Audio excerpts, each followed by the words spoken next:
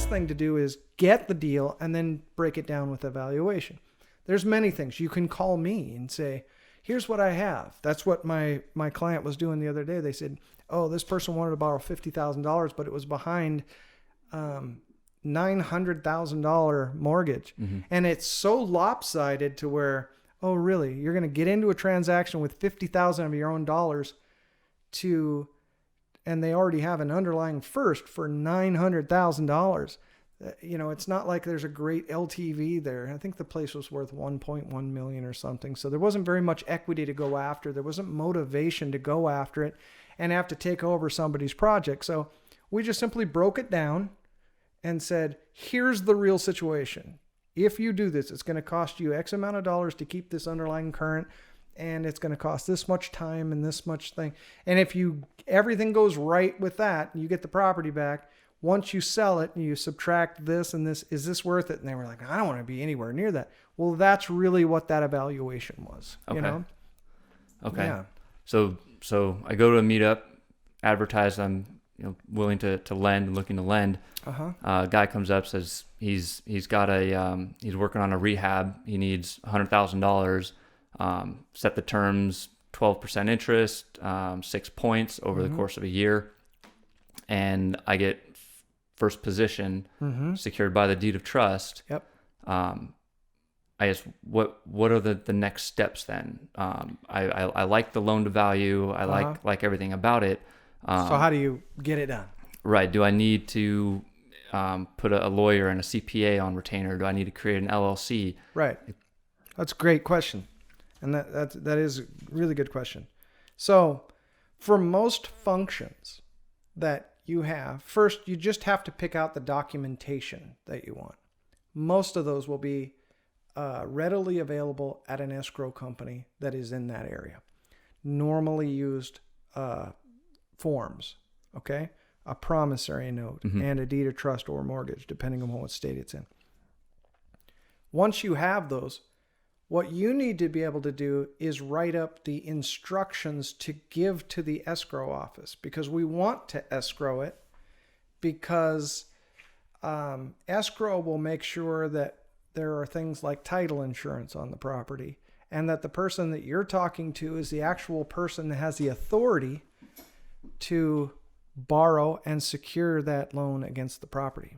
Things like an LLC, I've seen transactions where someone comes in and says, oh yeah, we need to borrow $50,000 for this project, and I'm with such and such LLC, and they're not the person that's authorized to sign for that LLC, so they don't have authority. Someone on the street might just go, yep, that's what I want to, I'll do that. And then come back and that security interest isn't against it. Most of the information, if you needed to hire a real estate attorney, that's okay. That's not going to cost you a lot. And most of the time that cost can be just passed on right to the borrower as a part of closing cost. Okay. That's usually about an hour's worth of time. But the main thing you would need to do is to be able to draft out, here's what we want to do in an escrow instructions. That's what those are. I need to be in a first position. The note is between your company name. You can do it individually if you wanted to. There's nothing wrong with making the loan in your own name. But when you do an asset breakdown where you say, here's the risks of what you're going to be doing, right? You're going to be a lender. Do you want to own that in your own name? Is there reasons why you might want to? But you'd want to, here's the name of the lender. Here's the borrower. I want title checked out on the property. I want a policy of title insurance that ensures the fact that when I loan this, that there's no other loans on here other than ones I expect, or if you're in first position, no other loans. And you hire them then to write up your paperwork, your note, your deed, and to record those and give you the finished product.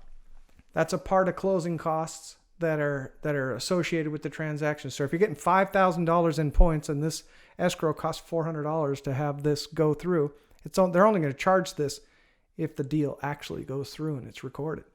So it's a reasonable cost. And you never give loans directly to the individual when you have an escrow involved. Your money would be transferred to the escrow company, and the only reason they'll let it out is if they verified these other things and was able to guarantee you the fact that you had these positions. Okay. So you don't have to be an expert at writing these up. You shouldn't. You can if you're involved in them. Mm-hmm. But you just simply, okay, escrow, you pick out, maybe it's a large national title company or something like that. And you hire them and you say, here's what I'd like you to close this transaction between, Bob Byer and myself. Here's his company or his individual, and close this up and write these up. And they'd be able to do that for you. You just kind of need to frame the transaction. You can literally write those escrow instructions out that I want to be in first position. I want to have these. I have templates that you could have that have an outline, escrow instructions outline, so that you can go, yep, check that box. That's what I want. Check that box. That's what I want. Because that would be the purpose of having a real estate lawyer on your team or employing one.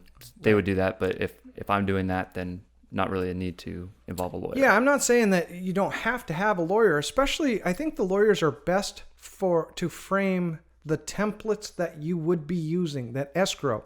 So It's kind of like going to the heart surgeon for general practice. You know what I mean? Okay. There's the LPOs, limited practitioner officer, from escrow, and they are licensed to be able to insert that information for you. So you don't have to go to the lawyers to have that done. Okay. But an ounce of prevention is worth a pound of cure when it comes to that. So just having the documents that you would normally have, that you're going to normally use in the transaction, it's good to, if you're going to get serious about originating loans, then it's great to be able to have those templates looked at.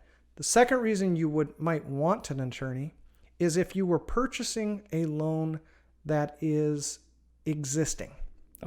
Okay, where it's somebody else's forms that you're buying and you review them.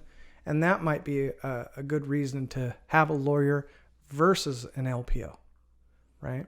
Okay. So if you're looking at something, you say, hey, I'm going to buy this position from somebody, but here's what it is. There's not a lot of content there that for you individually that you wouldn't understand. That's kind of what your professional practice is looking over contracts for the government and things Absolutely. of that nature. Yeah. And I mean, hell, you're the guy that read the insurance policy. Fair. But it's good to be able to know, okay, who's on first, first position on the title reports and things like that, and know what you're buying there. But generally they're standardized. Okay. So through that process then, as part of the determination for if I'm going to make this loan with this or do business with the person, is it normal practice to have them submit an application and do a credit check and check their income, run their social security number? Is it necessary to do those things, or would having the note backed by the property kind of negate any of that? Because if they did lie on something or they don't come through, now you own the property. Right. Okay. So the question really is how much background information do you need from the borrower if the security is really good? So you need to make sure that the note and deed of trust, if those are secured against the property and you want the property, then the borrower's credit report might not play as much into it. Now, with my clients, I teach the clients how to be good borrowers in order for them to be great lenders. Okay? So the more you can document a loan in the beginning while the motivation's still there, makes that loan more valuable to a potential second party if you were to sell that versus foreclose it or whatever.